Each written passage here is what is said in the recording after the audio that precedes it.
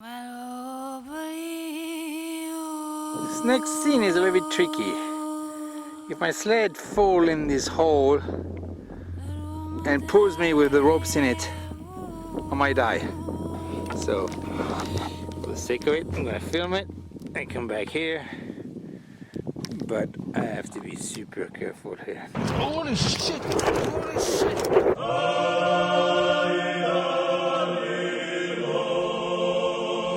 Why are you doing this? I meet people, I meet Yakut, I meet Chakchi, I meet Vivienne, I meet Koryak, I meet life. Russians often say, "Zачем? What for? What is the reason why I want to do this, pulling a sled and cycling around the world?"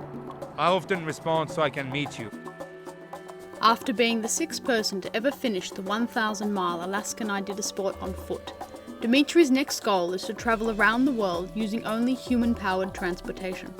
He needs to hit 2 antipodes on each side of the planet, one in Mongolia and the other in Chile, to complete a full circumnavigation of the planet.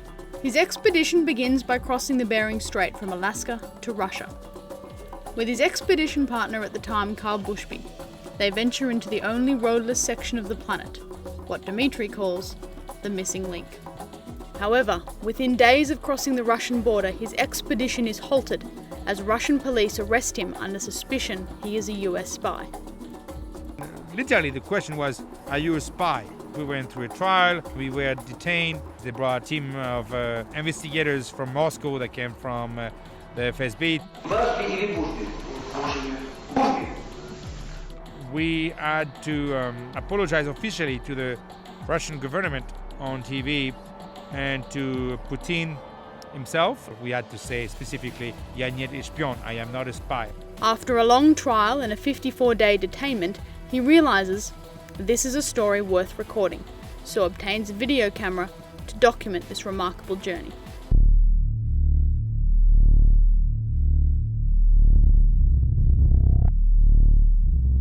It's April 15, and I'm gonna start the next leg of this expedition. We'll make Vivienne to Welkal, to Anadi, to Kamenskoye, Evansk, and finally on Sukshan that will lead me to Western Russia.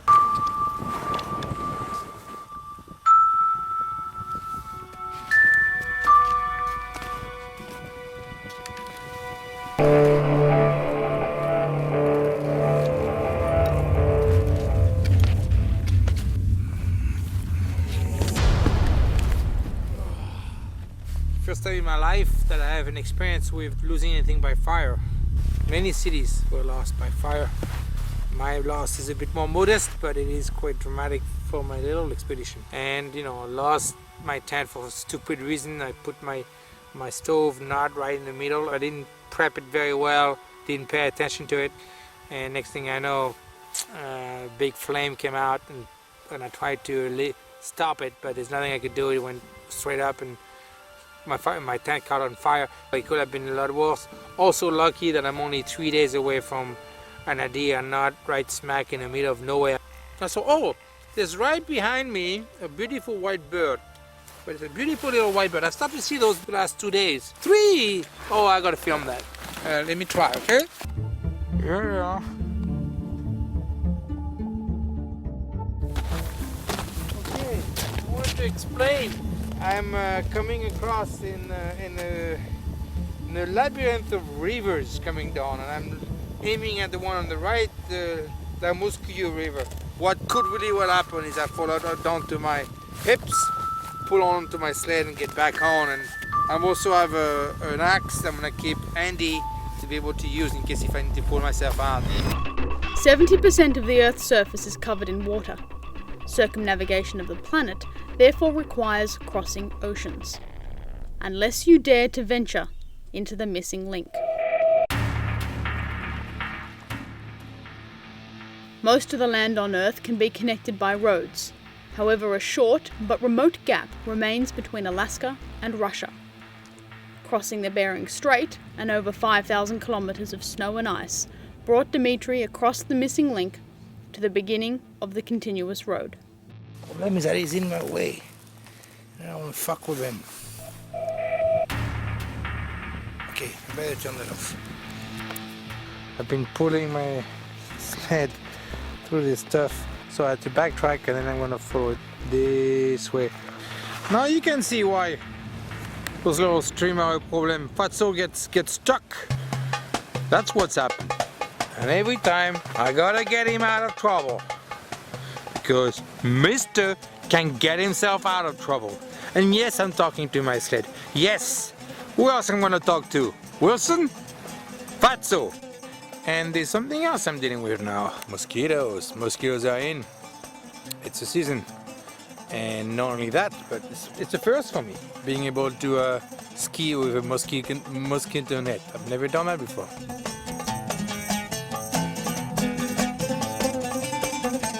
This is pretty cool. This is a fox retrieving a vodka bottle from the ground. Да? Не. Спасибо. Это много. Это нету. Понимаешь? Спасибо. Пока. До свидания.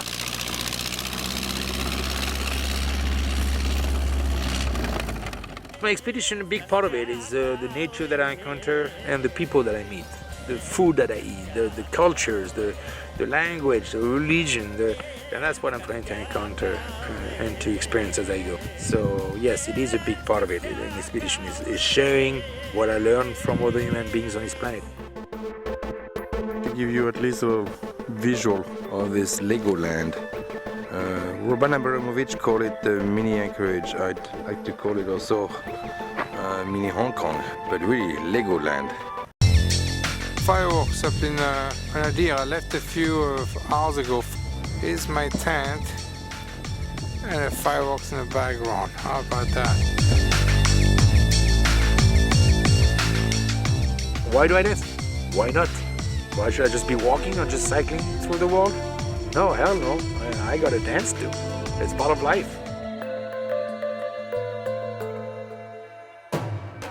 Storms, foreboding terrain, difficult navigation, and threatening wildlife. Not an easy existence. Despite the goal of connecting cultures, there may be no human contact for weeks.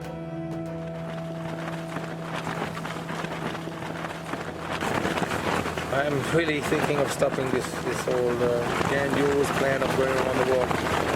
There's a lot of things I like to do in my life, and spending years in a tent like this, like a homeless, is not necessarily one of them. I may need to stop this whole thing. Now the point is to get out of here. It's not going to be an easy thing. I have one checkpoint here, which is this brigade, whenever I can find it, and then after that is nothing for 100k. Much of the time he is surviving. This survival eliciting emotional highs and lows. I think I might be it this time, really. The only thing that keeps me going right now is pride of failure, afraid of failure, of what people think, of what. But I don't really enjoy it that much right now. I think I'm down. Yeah, I think I'm down. Overcoming the ability to film in these moments, the camera is as much his only friend as a burden too heavy to lift. Oh, terrible filming, Erik. I apologize, but I'm not in the mood to film very much, I would say. So yes, it's better filming. Yeah, so I'm at the brigade, but there's no brigade. I'm at the brigade location. There's reindeer shits everywhere and piss and everything else, but there's no reindeer. And there's no, more important than that, there's no guards, nobody. So this is where I was supposed to be supplying my food. Many of the cultures Dimitri meets in Siberia are nomadic or semi-nomadic. Reindeer brigades, bear hunters, geese hunters, fishermen, all trying to eke out an existence in the Siberian tundra. Sometimes it's interesting, like between Russia and Alaska, they're like cousins. They across the Bering Strait. A Kodiak reindeer herder would love to see what the Yakut herder does 200 miles away, how they behave with their reindeer, how they behave with their herding practices. And it's a great way to meet people, to see the culture. Somebody invite me in their place. I have a very hard time to say no when people invite me, actually. if they invite me, it's that they want to introduce me to their life, and as part of this sharing, this part of this adventure.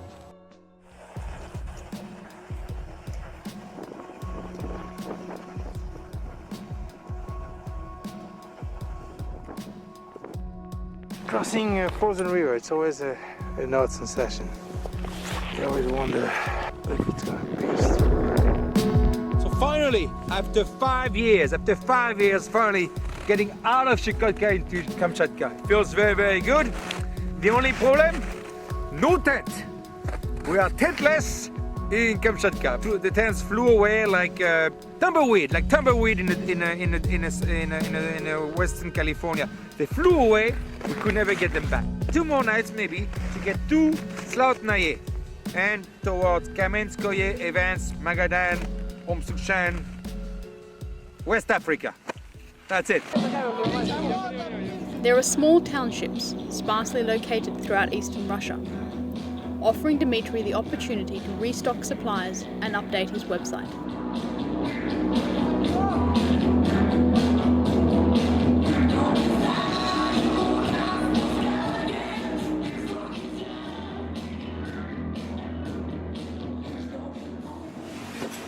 Hello.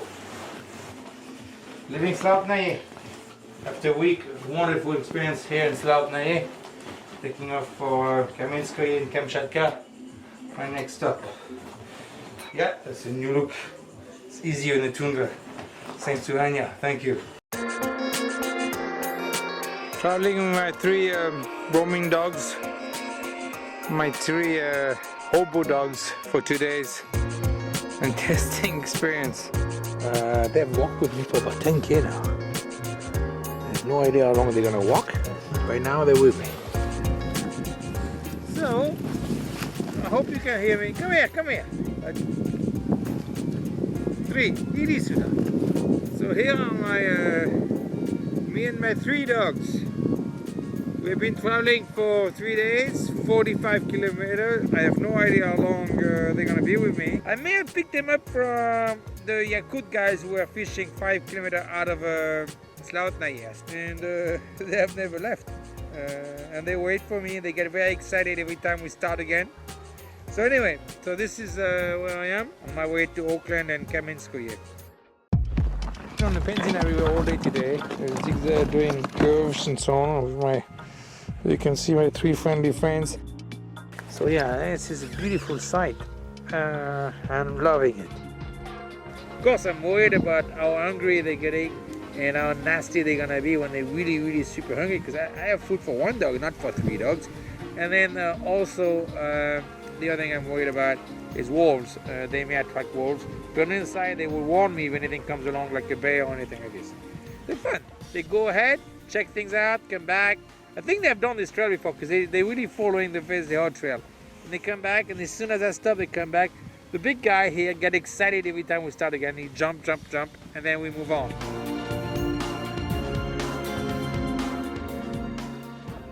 Snowmobile. First time since 5K after Slautnaye.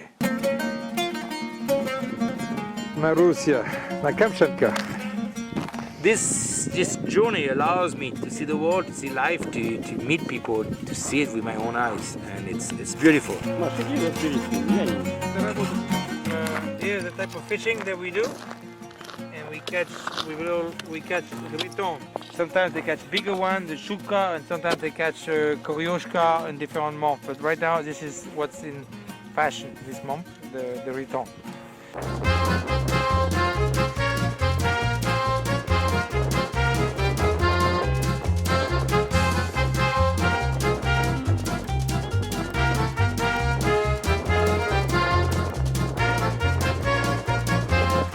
What are you looking at? Are you talking to me? Are you talking to me? Are you talking to me? That's what I thought. Walk on, buddy. Just walk on. Douglas, I'm going crazy. Completely crazy. Yeah? Oh, problème.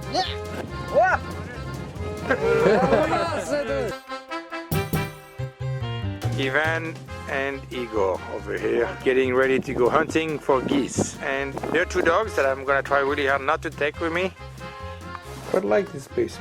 We share food, we enjoy life, talk a lot about life in a brigade, what life used to be like in Russia. Wearing my dry suit, I'm ready to go to down the river and down the sea and move on to Paris as quickly as possible. It took me a long time to get ready here, but should be good. On to the swimming section of this Olympic event. Moving down the river. It's not swimming too bad, it's just up to my knee, so it's not bad, except my feet are always kind of cold in this dry suit. It's not a perfect dry suit.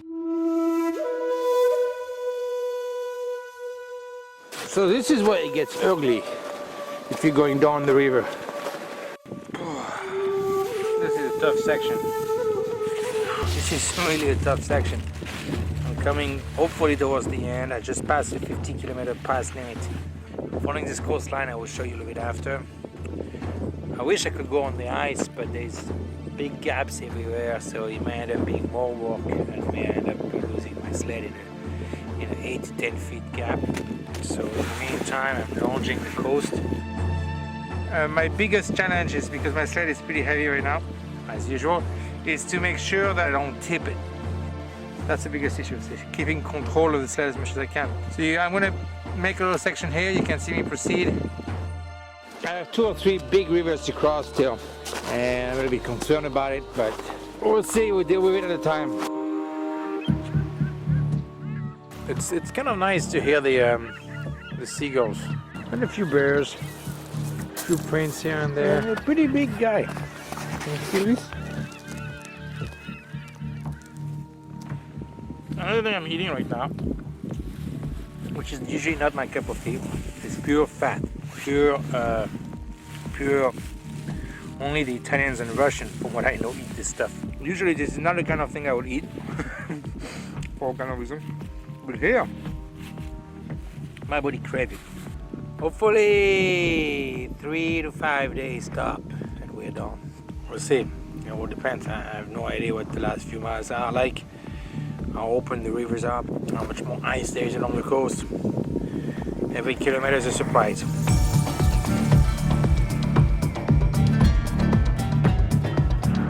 Touch wood, but I'm most likely going to be able to make it all the way into Paris. Very glad to make it into a town. Finishing on the ice. It's been a good year. It's been a challenging year. Took a beating on me, but managed it through. So yeah, I am going to enjoy one of the other delicacy I've been given. Kurushka. So this is how you eat it. What is especially tasty in it is the eggs. Kind of strange way of eating a fish, but sorry, on the last recording, kind of fuck it up, cut my head off for the Kurushka delicacy demonstration. I got no left, so I can't do it again. God, this is taking a beating on me, but tomorrow I would do something with some other fish. I got places to go, people to see. I gotta go. Oh shit. That would be a dumb way of finishing the expedition. With a rock on my head from the cliff. This is it. Most likely my last night on the trail. About 10k from Bering. I'm gonna try to pull it through tonight while the ice is firmed, snow is firmed, whatever is left. It's not that much. So yes, it's been good. So let's pull this one through. An all-nighter maybe. We'll see.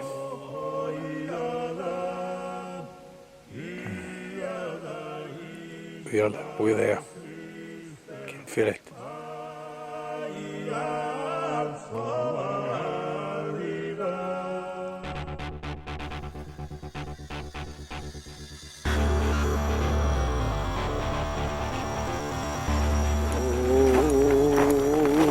In the wrong way. Burn. Let's say burn. Man, that thing is moving fast. Instead of focusing on chasing a little mouse for the TV, I should focus on getting down to paddling. Should be there around 3 or 4 in the morning, whenever we get there. Maybe a lot less, maybe 2 or 3, I don't know.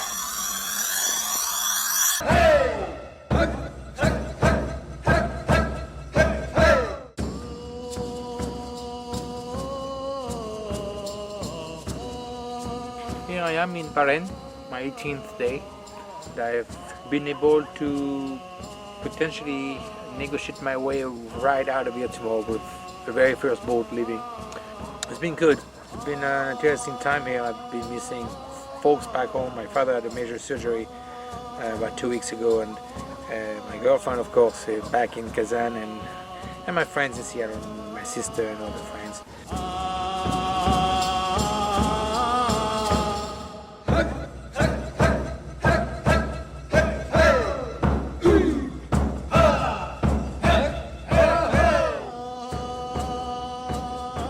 There's a word in Russian, putiteshvenik, and I quite like it. Putiteshvenik is not a tourist, it's a traveler. And there's a big difference in Russia. This is not like a place where you actually can hop on a plane every 2 hours and get somewhere else and find your taxi to the hotel and your meal right away and everything else. No, this is hard. This is not an easy place to get out, and to live through. So the Russians understand very well that notion, and therefore have a term for it, putiteshvenik, and they realize that very quickly and say, Tibia putiteshvenik. No da. Yeah, really.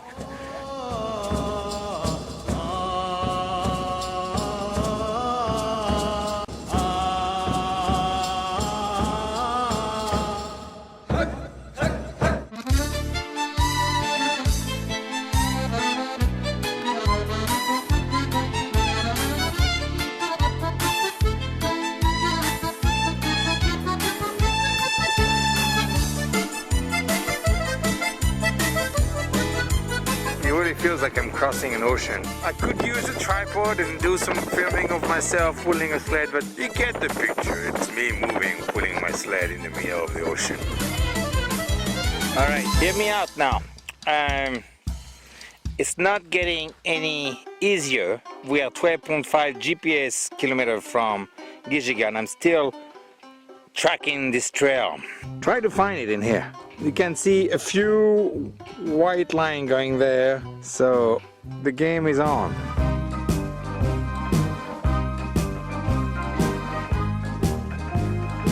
And by the way, I haven't seen anyone in 10 days. I'm taking a shortcut that the tractor didn't take. The GPS pointed this way, the tractor went all along the shore. So it's very risky. I'm taking advantage that it's a colder day, so thicker ice, and I'm lighter than a tractor, somewhat. If the tractor didn't come through here, there must be a reason, right?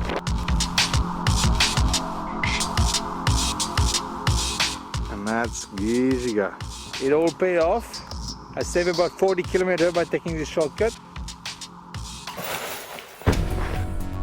So now I'm starting to decide to want to film that I'm in a pretty gnarly section, difficult section, because my sled, now known as the Obstruction Express, here I'm contrived to follow the tractor trail where my sled gets sideways every 5-6 meters. The nature here is not forgiving if you're not careful. I'm gonna use no skis, no poles, just ride the sled. Now this could be very serious here.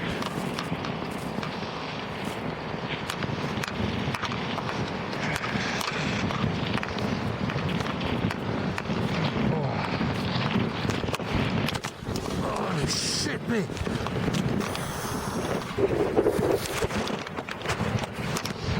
Holy shit! Holy shit! Holy shit!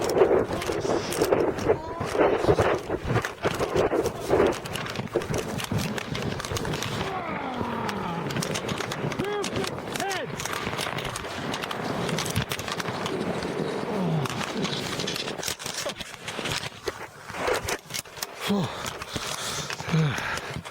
This is the downhill we just took. It's quite a selfish adventure, I would say, but although I do like to share what I do on the website and blog and video and photos, but it's discovering this planet through the route that I choose at my own pace. And really, I mean, sometimes you push hard, sometimes you go easy. It's just discovering this planet, and it's fascinating.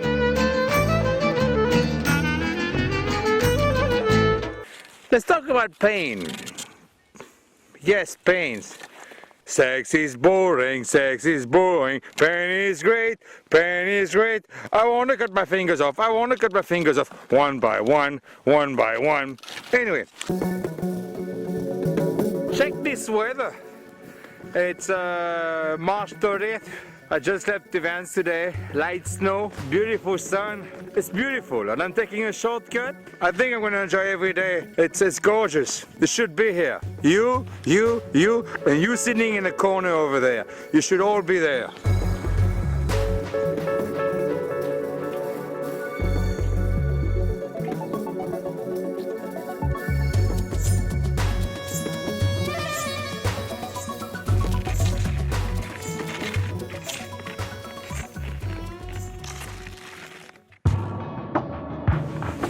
This is my second day on snowshoe. Different muscles being walked on, so the legs are hurting a little bit differently, and the back, so got to use the brace a little bit, but it will get better. I just saw the snowmobile going, so I know this is the only traffic I will see. They're gone this way, and look, there's already no more trail. They're gone about an hour and a half ago, and the wind has already covered the trail with snow, fresh snow. This is a challenge.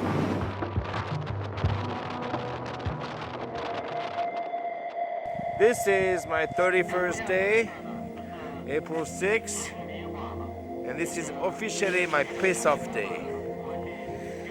I've been following, as you know, some trails, snowmobile trails, since events on and off. About 5 kilometers away, there was a fork that I've been going on the wrong trail. Been following apparently some fishermen that went down the coast. So now I have to go back 4 kilometers uphill, and you saw me going uphill. It's not a pleasure dome, so I gotta go back. My spirits are not too high right now. I'm trying to lift it, but I know I'll be better as soon as I'm back where I'm supposed to be on the trail up there. It's not that I don't like walking, it's just I don't like walking uphill with a sled.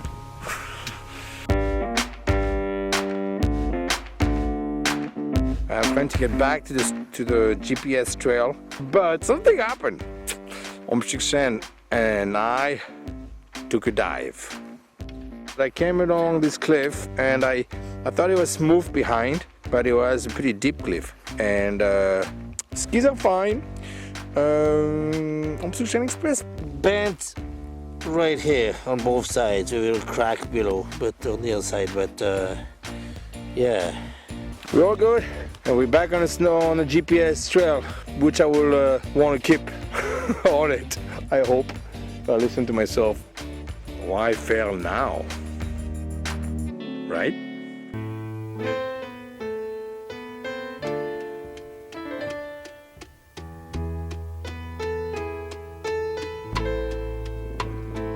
So here I am taking a day break in Tavatum Hot Springs, and I'm here alone with the caretaker and his son, and we are enjoying this beautiful large pool, the largest pool I've been in a hot spring.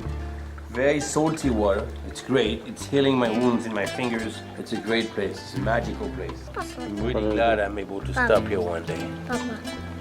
Great stuff. Thank you, Genia. Thank you. Hoping to do 30K between Tavatum, the hot springs, and Shirakaya, the other hot springs. Beautiful section of the missing link.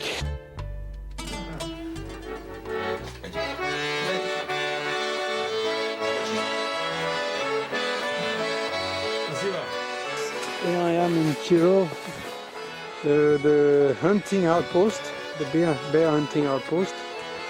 People are getting ready. We just passed 3 days of bad weather.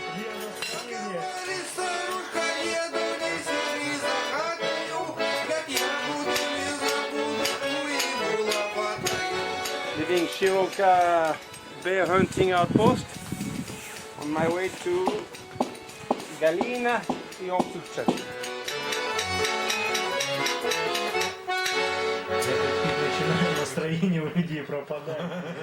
Okay, so you can see here we're going up a stream, a frozen stream. You can see the ice all around, and I'm gonna try to progress up this way.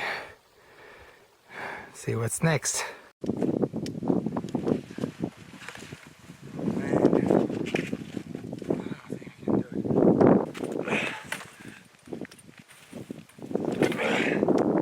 It's coming a little bit. Making some progress. Pause.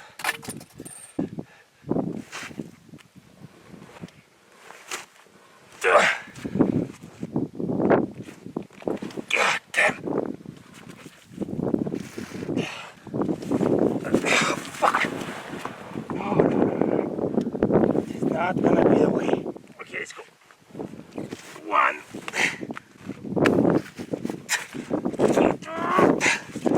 Then we can do it. Maybe not. Maybe yes. Damn it! Come on!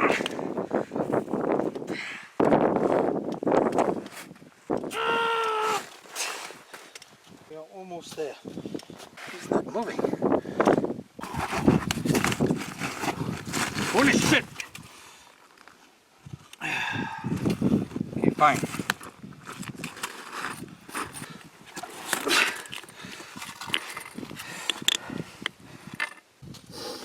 Uh-oh. Holding by... Oh, no! Shit! Okay, one more time. Just gravity is holding it. I think I have to give up. Just gotta get it all I got this way. I'm tired. Shit!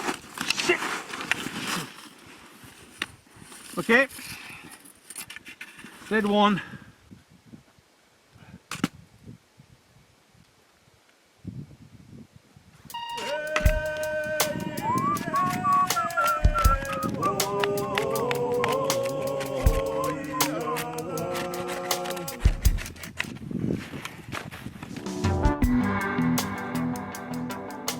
Starting to get close to pretty high mountain here. And you can see why I can't progress at night. You can see those crevices everywhere. Like right now, there's a line across here. I have to find a spot, like maybe here, where I can go through. So it's +3 right now. So I gotta keep moving quickly before the rivers really melt down and I'll be in trouble. Fog is coming in. Fog clouds, so I gotta keep moving. Made it to the top. I'm pretty excited. Now I'm going down the other river, I forgot the name, and on my way down 112 kilometers to Omtsuchat from here. We're in a different valley here than the Shirokaya River, more like pine trees. So no more tundra, I think. It's beautiful. To show you what happened when I'm in a situation like here where there's a lot of deep snow.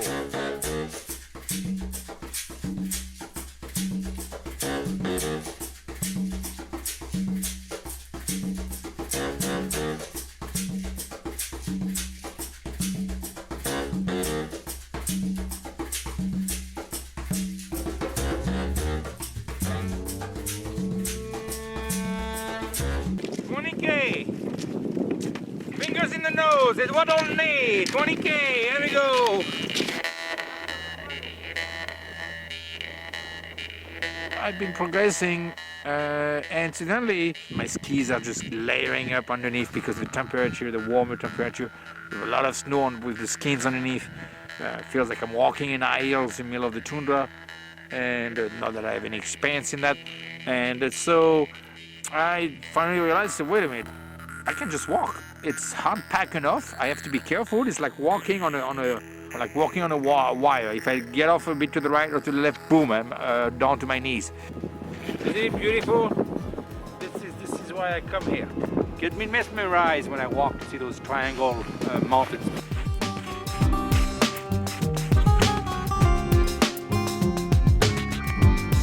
This is a beautiful place, isn't it? It was worth a dance. Gotta go now. I've never been to a place like this. I've never been to the land of hose. Let's start over. So, I have never been to the land of hose. Forget that. Okay, so, welcome to the land of crooked trees. Check this out. I am not making this up. The camera is straight. Those are the trees. Check it out. Do you see what I see? I see crooked trees. And I'm not crazy. Those are crooked trees. Hoppa!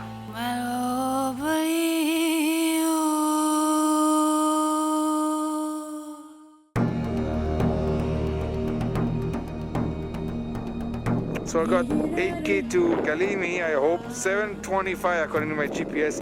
I'm gonna try to go in a straight line as much as I can. I was pretty excited. I thought I would make it pretty quick. Incidentally, I was following the trail, walking, you saw me. It started snowing harder and the snowmobile trail completely disappeared. I can feel it, I can sense it on the ground, it's all soft everywhere. It would be nice to know where the trail goes because it could save me a lot of time.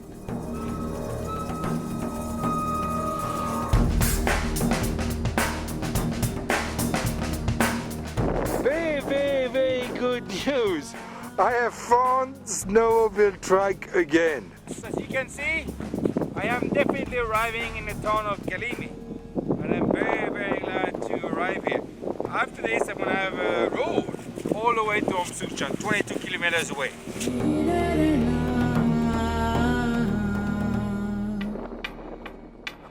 yes, I'm taking off for Omsukchan, okay? My backpack, 26K. I hope to be there tonight.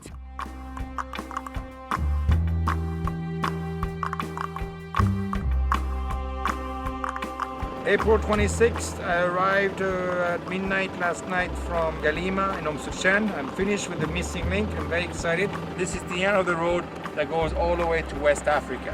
So again, I'm very excited to be here after 595 kilometers, 51 days. I'm done. No more sled, no more skis, no more snowshoe.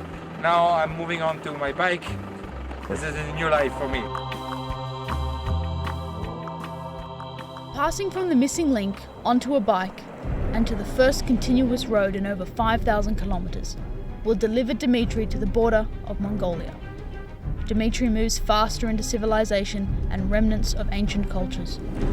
First day of bicycle for Gunnar and I together on this expedition. We are ready, our bikes are ready. We are Ochin get off. For the next 20k we're gonna get a lot of trucks out of Omsukchan. After that it should slow down. Dimitri's wife Gulnera was smart enough to avoid the minus 30-degree winters of Siberia and now joins him for the first 2,100 kilometers of cycling.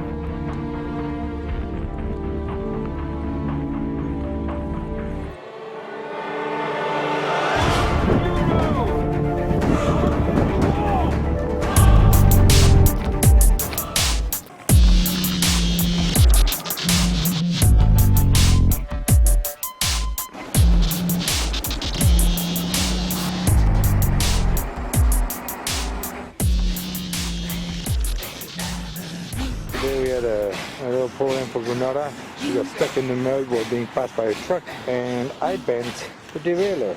Right now I got only 6 speeds. Last night we stayed in Nozernoye in its ghost town. We had a lot of mud, a lot of snow yesterday and rain, so we went to find refuge. I wanted to put the tent inside the cabin, so we found a cabin that was somewhat clean and put our tent inside to protect a bit from the wind and the rain. Gunnar is trying to clean her bags for the 20,000th times from the mud, which means that we gotta keep moving.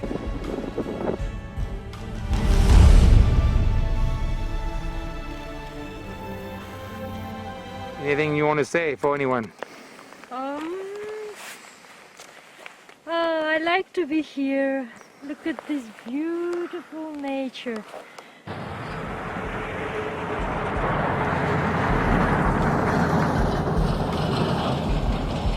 Benzene truck going by, that's all. About 14 days to go.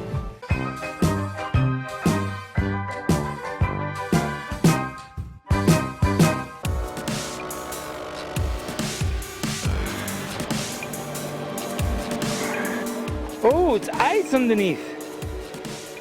Yes. Permafrost.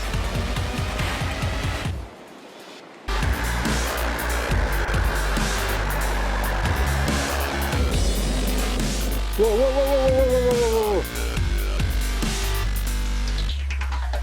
whoa. This should be our last evening in the mountains.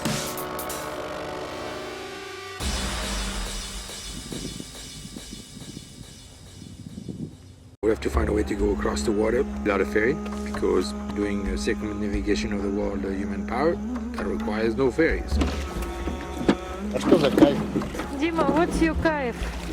What's my what? Kaif. It's like, what's the pleasure to do this? Why are you doing this? I meet people, I meet Yakuts, I meet Chakchi, I meet Vivienne, I meet Koryak, I meet Ukraine, I meet life, I meet people.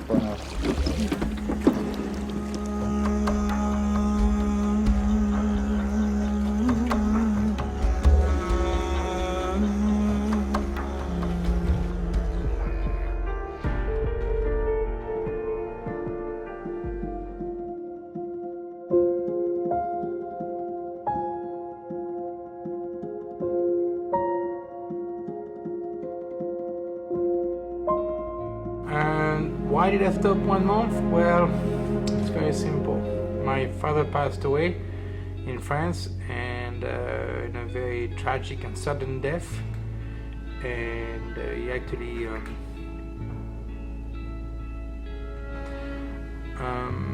like if I was watching a fire reduce and progressively extinguish itself. So, being a very strong and brave man, he decided to extinguish himself before life extinguished him. So he decided to finish it. And thank you for what you have taught me in life. Thank you for the courage you had, and for having always let me go and fly ever since I left home at 9 and then later on at 17. You've been an intriguing, interesting and fun dad in beautiful times. I love you.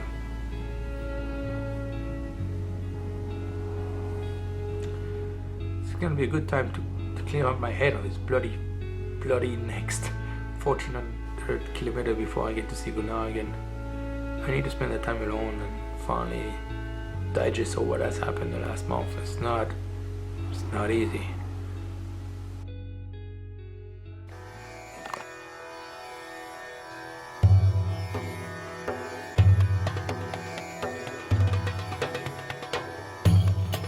I've been pushing hard the last few days. I'm going to be pushing very hard between now and tomorrow night. We're going to leave trees very soon. We're going to start going into Mongolian steppe. So this is one of the last few days for me in a long time in trees.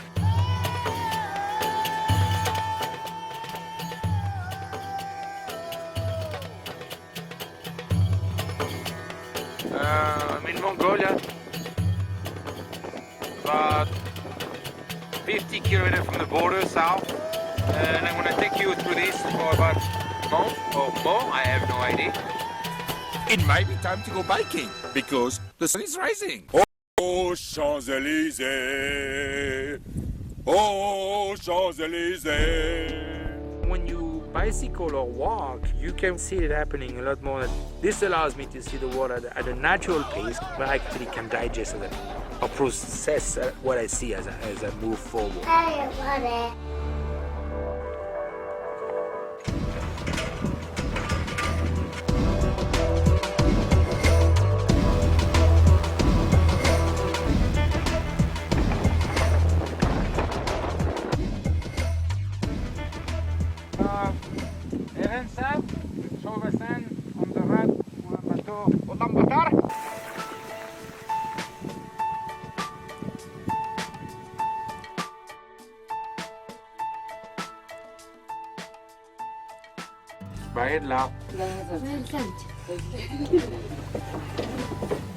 Eating a great Mongolian meal, homemade in a gear today. Very nice. I just stopped by, just to take pictures, and I was offered a meal. The cinematographer is Iditarod. He's the man filming right now. Young Mongol boy, Iditarod.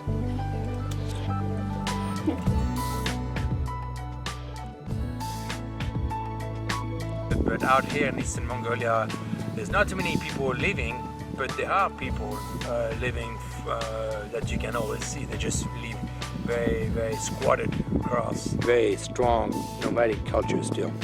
Right now they move the pool table.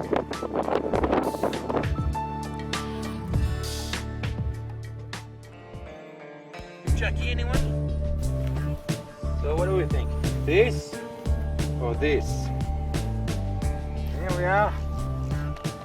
Big dummy, indeed. Now has a face. Check this. That's from the 7th century. If you look at those statues, it looks like they are in position like this. They are actually quite cold. And not surprising, we're in Mongolia where the Gobi Desert, where the winters can be minus 40. So yes, it makes sense to be like this. Maybe soon enough, I will be like this too. A horse is older on my tent. Again. So I can hear them communicating. I can hear them munching. I can hear them eat. I've never seen so many horses. I think there's about 500 horses in this valley. I've read that there is 17 horses for every Mongol. I'm not surprised, really. Every time I camp the last few days, there are horses around my tent at night.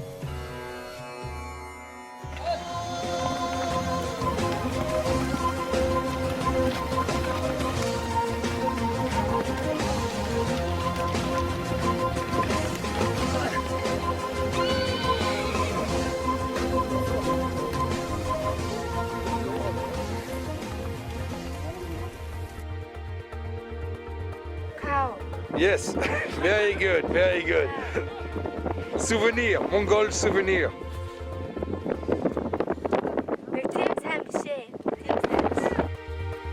I can't scare people away with skills on my bike. Obviously it's not happening, so bye-bye. I was told I gotta listen.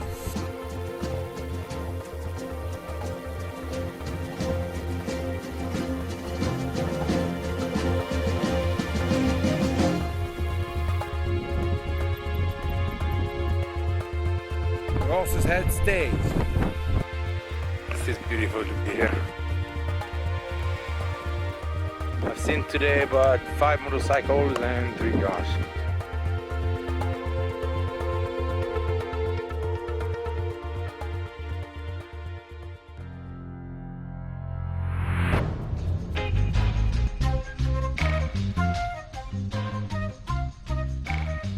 How are you doing, buddy? Relax. Are you okay? Sun feels good. Nice nose ring. This is good, huh? Are you going to Burning Man this year? Okay. Got some right. What? What? You want to tell me something? Very tribal look. I like it. I dig it.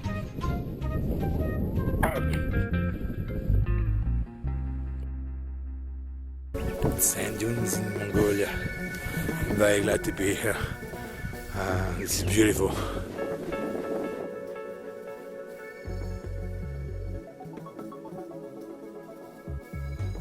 Not too many kilometers today, only 40, but I get to be in sand dunes. How cool is that?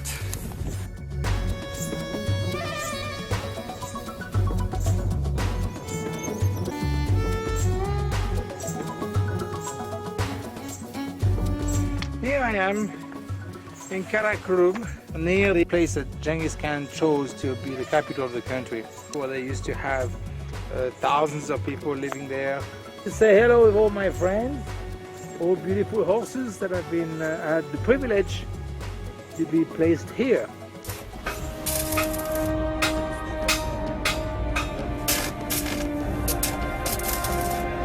I'm going to be able to move forward towards West Mongolia. So my bike is repaired, all the repairs are done. Now that's rock on, Mongolia!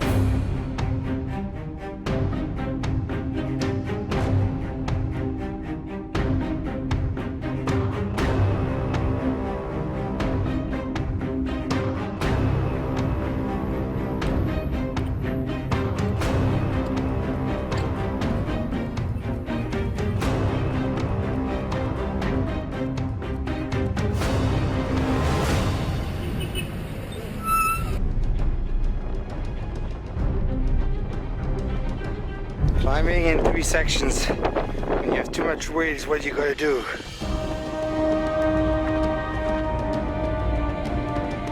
This is my first location for my first antipode. I have reached the antipode in Western Mongolia. I am at the location north 47 degrees 53.32, east 106 degrees 39.78. The second one is in Chile, and I will reach this at a later date. 15th of October 2012 is 6 o'clock at night on the outskirts of Ulaanbaatar. I got there with my bike, very excited about this. So again, here is the place, first antipode, and we're on to Chile now. He's crossed the Bering Strait, navigated roadless Siberia, and reached his first antipode. But this is not the end for Dimitri. Currently, he cycles through Central Asia, Uzbekistan, Tajikistan, and onto the Middle East in 2014, towards Yemen, his gateway to Africa in 2015.